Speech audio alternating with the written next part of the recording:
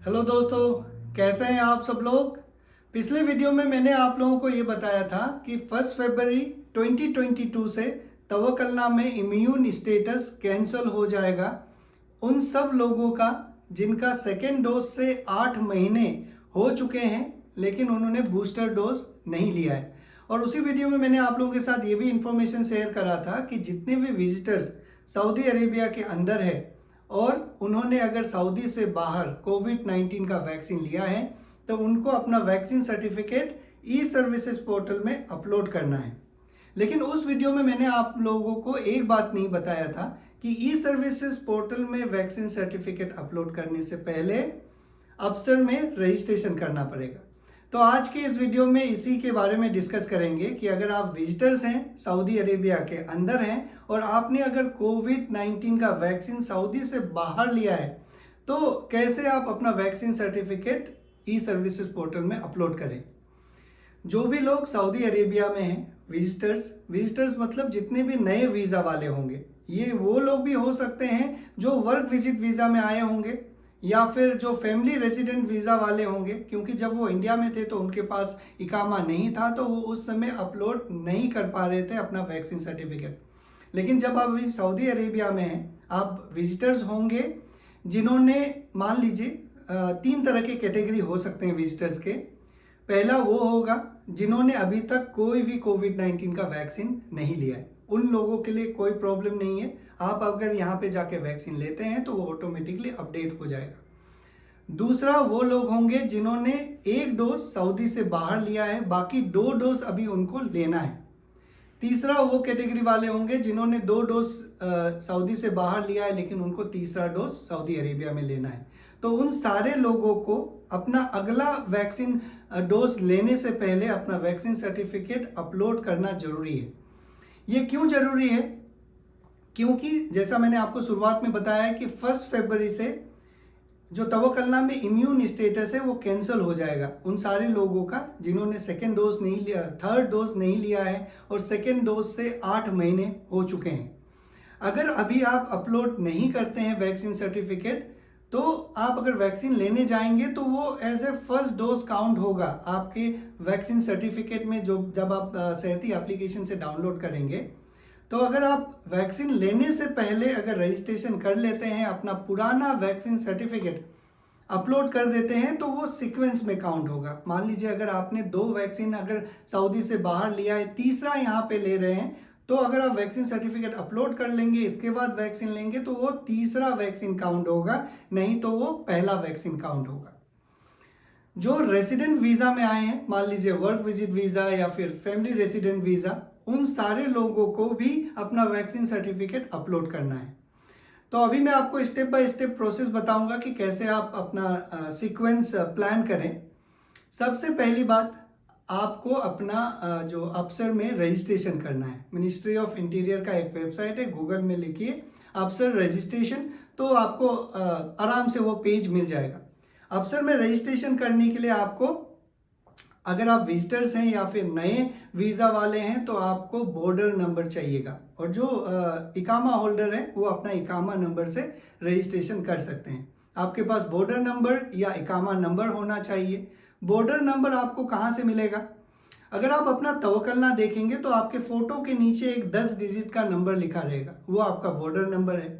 अगर तवक्कलना भी नहीं है आपके पास तो आपके पासपोर्ट में जब आप इमिग्रेशन करे होंगे तो एक अरबिक में 10 डिजिट का नंबर लिखा होगा, वो आपका बॉर्डर नंबर है। या फिर आपका जो भी स्पॉन्सर है उनसे आप पूछ के उनके अफसर अकाउंट से आपको बॉर्डर नंबर मिल सकता है। बहुत सारे तरीके हैं, सबसे बेस्ट और इजी वे है अपना तवक्कलना में देखिए, जो आपके फोटो के नीचे 10 डिजिट का नंबर लिखा गया है वो आपका बॉर्डर नंबर है। ओके, इकामा होल्डर का इकामा नंबर तो उनको पता ही है। आप अपना बॉर्डर नंबर या इकामा नंबर इंटर कीजिए, अपना सऊदी का मोबाइल नंबर, जो भी एक्टिव मोबाइल नंबर है वो इंटर कीजिए, ईमेल आईडी इंटर कीजिए, पासवर्ड क्रिएट कीजिए। ये सारे प्रोसेस में आपको पासवर्ड क्रिएट करने में थोड़ा सा परेशानी हो सकता है। अगर आप एक्सट्रीम राइट में देखेंगे तो वहाँ पे क्लियर इंस्ट्रक्शन दिया गया है कि कैसे आप अपना पासवर्ड क्रिएट कर सकते हैं। एक स्पेशल कैरेक्टर होना चाहिए, न्यूमेरिक एक डिजिट होना चाहिए, अल्फ़ाबेट्स होना चाहिए, कैपिटल होना चाहिए, स्मॉल होना चाहिए, ये सारे इंस्ट्रक्शन उसमें दिए गए हैं।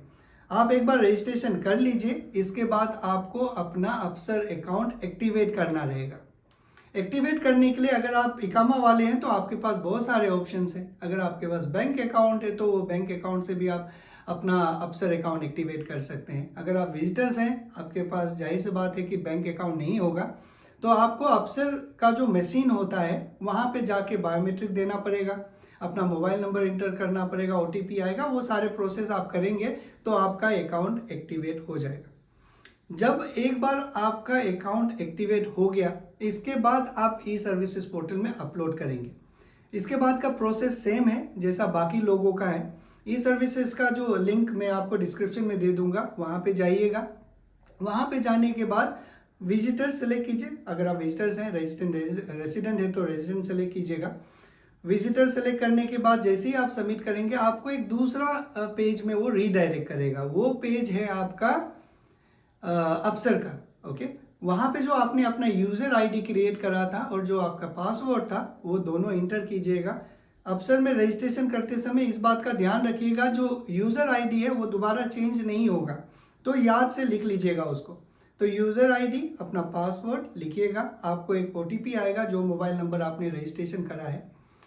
ओके, मान लीजिए आपका इन दौरान आपका मोबाइल नंबर गुम हो जाता है या फिर ख़राब हो जाता है, तो उस केस में आपको फिर से अफसर मशीन में जाना पड़ेगा, नया मोबाइल नंबर अपडेट करना पड़ेगा, तभी आप आइएगा रजिस्ट्रेशन करने के लिए, क्योंकि OTP आएगा उस मोबाइल में। और जो मोबाइल नंबर आप देंगे वो नया मोबाइल नंबर दीजिएगा। ऐसा मत कीजिए कि जो पुराना ऑलरेडी रजिस्टर्ड मोबाइल नंबर है किसी का वो देंगे, क्योंकि ऐसा करेंगे तो उनका जो अफसर का मोबाइल नंबर है वो चेंज हो जाएगा। ओके, तो ये छोटे छोटे बातें हैं जो ध्यान में रखने हैं। इसके बाद जब अपना आप यूज़र आईडी और पासवर्ड इंटर करके अगर सबमिट करेंगे तो एक OTP आएगा। आपको OTP इंटर कीजिए तो आपको सीधा उस पेज में ले जाएगा जहाँ पे आपका पर्टिकुलर लिखा होगा, आपके नेम, पासपोर्ट नंबर, ये सारे लिखे होंगे। नीचे आपको फर्स्ट डोज, सेकेंड डोज और थर्ड डोज का ऑप्शन लिखा रहेगा, उसमें आपको चूज़ करना है कौन सा भी वैक्सीन आपने लिया है। ओके, अगर आप कोविशील्ड लिया है तो ऑक्सफोर्ड एस्ट्राजेनेका सेलेक्ट कीजिएगा। कोवैक्सीन भी अपडेट हो गया है, वो सेलेक्ट कीजिए। अपना वैक्सीन का डेट सेलेक्ट कीजिए। अगर एक डोज आपने लिया है तो एक डोज का सेलेक्ट कीजिएगा। जितने भी डोज लिए वो इंटर करके नीचे आइए। वहाँ पे आपको कुछ डॉक्यूमेंट सबमिट करने रहेंगे। जो डॉक्यूमेंट्स हैं वो आपके पासपोर्ट की कॉपी, ओके, और आपका वैक्सीन सर्टिफिकेट, और तीसरा अदर डॉक्यूमेंट आप कुछ भी सबमिट कर सकते हैं। जो रेसिडेंट है उनको मैं ये रिकमेंड करता हूँ कि आप अपना इकामा का कॉपी अपलोड कीजिएगा। जो विजिटर्स हैं वो अपना मुकीम रजिस्ट्रेशन का कॉपी, जब आप सऊदी अरेबिया आए होंगे तो मुकीम में रजिस्ट्रेशन करे होंगे तो उसका कॉपी अपलोड कर सकते हैं। अपना वीज़ा का कॉपी अपलोड कर सकते हैं, कुछ भी कर सकते हैं। ये तीन जो डॉक्यूमेंट्स हैं, ये तीनों का साइज कलेक्टिव 1 MB से कम होना चाहिए, ओके, और PDF में होना चाहिए। जब आप ये सारे डॉक्यूमेंट्स अपलोड कर देंगे, नीचे एक ऑप्शन है टिक करने का, वो टिक करके आप सबमिट कर दीजिएगा। ये आइडियल कंडीशन है। अगर आपका कोई परेशानी नहीं होगा, डॉक्यूमेंट में प्रॉब्लम नहीं होगा, फर्स्ट डोज और सेकेंड डोज के बीच में अगर 28 डेज से ज़्यादा होगा तो आपका सबमिट हो जाएगा। एक मैसेज आ जाएगा आपको कि आपका वैक्सीन सर्टिफिकेट सबमिटेड हो गया सक्सेसफुली। ओके, इसके बाद एवरेज 5 वर्किंग डेज लगते हैं इनका रिव्यू प्रोसेस या फिर अप्रूवल के लिए। कई बार 1 दिन में आ जाता है, कई बार 10 दिन लगता है, तो एवरेज 5 दिन उन्होंने अपने वेबसाइट में जो लिखा हुआ है 5 वर्किंग डेज लगते हैं। ओके, एक बार आपका ये अप्रूवल आ गया तो फिर आपके तवक्कलनामा में ऑटोमेटिकली अपडेट हो जाएगा। वहाँ पे जाके चेक कीजिएगा, आपका फर्स्ट डोज का डिटेल लिखा होगा, सेकेंड डोज का डिटेल लिखा होगा। अगर आपने तीसरा डोज नहीं लिया है तो इसके बाद आप अपना तीसरा डोज का वैक्सीन शेड्यूल कीजिएगा।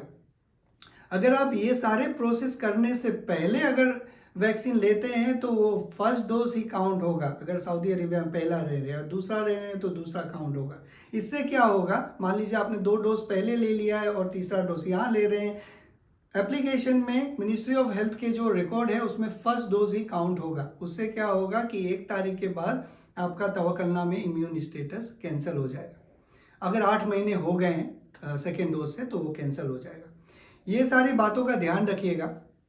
और ये प्रोसेस में आपको कहीं पे भी अगर कुछ भी परेशानी आता है तो उसके लिए आप सबसे सिंपल तरीका ये है कि तवक्कलना कस्टमर केयर को ईमेल कीजिए, उनको कॉल कीजिए। कई बार ऐसे हो सकता है कि आपका सेहती एप्लीकेशन, आपका जो वैक्सीन सर्टिफिकेट है वो अपलोड हो चुका है, अप्रूवल का मैसेज भी आ गया है आपको। जब अप्रूवल हो जाता है तो आपको मैसेज भी आएगा, ईमेल भी आएगा कि आपका वैक्सीन सर्टिफिकेट अप्रूव हो गया। ओके, कई बार ये होता है कि अप्रूवल आ जाता है लेकिन आपको आपके तवक्कलनामे में वो रिफ्लेक्ट नहीं करता है। ऐसे बहुत सारे केसेस हैं। अभी थोड़ी देर पहले मैं एक कमेंट पढ़ रहा था, तो एक बता रहे थे कि 1 महीना हो गया उनका, अभी तक तवक्कलनामे स्टेटस अपडेट नहीं हुआ है, लेकिन उनका वैक्सीन सर्टिफिकेट अप्रूव हो गया। तो उस केस में एक बार मैंने तवक्कलना कस्टमर केयर को भी कॉल करा था, उनसे यही सवाल पूछा, तो उन्होंने एक बात बताया है कि इससे तवक्कलना को कोई लेना देना नहीं है। ये जो भी डेटा है वो मिनिस्ट्री ऑफ हेल्थ के जो सर्वर है उससे हम रिट्रीव करते हैं। ओके, लेकिन तभी भी आप तवक्कलना वालों को ईमेल कीजिए। मैं इसीलिए बोल रहा हूँ क्योंकि कई बार वो इंटरनली फॉलो अप करते हैं और तवक्कलना वाले ही है जो रेस्पॉन्ड करेंगे आपको। ठीक है, ये सारे प्रोसेस में कोई भी तकलीफ हो तो आप तवक्कलना कस्टमर केयर को कॉल कीजिए, ईमेल कीजिए, उनको कमेंट में लिखिए, ताकि अगर मुझे पता होगा तो मैं बताऊंगा, नहीं तो कहीं से ढूंढ के आप सब लोगों को बताऊंगा। और एक बात का ध्यान रखिएगा, अगर आपका 8 महीने नहीं हुआ है 1 फरवरी तक, मान लीजिए मार्च अप्रैल में 8 महीने हो रहा है सेकेंड डोज से, तो ऐसा नहीं कि आप लास्ट मोमेंट तक वेट करेंगे। सबसे पहले अफसर में तो रजिस्ट्रेशन कर ही लीजिए, क्योंकि अभी सारे विजिटर्स को रजिस्ट्रेशन करना है, तो जो अफसर मशीन है उसमें बहुत भीड़ रहता है। आपको याद होगा जब शुरुआत में तवक्कलना रजिस्ट्रेशन के लिए अफसर में भी रजिस्ट्रेशन करना पड़ता था, तो बहुत सारे जगह से जो ये अफसर का मशीन है इसे हटा दिया गया था, तो बहुत प्रॉब्लम हुआ था। तो लास्ट मोमेंट तक आप इंतज़ार मत कीजिए, अफसर में तो रजिस्ट्रेशन कर ही लीजिए ताकि आपको कोई परेशानी ना हो। तो आज के लिए बस इतना ही, तब तक आप लोग अपना ख्याल रखिए। Thank you very much.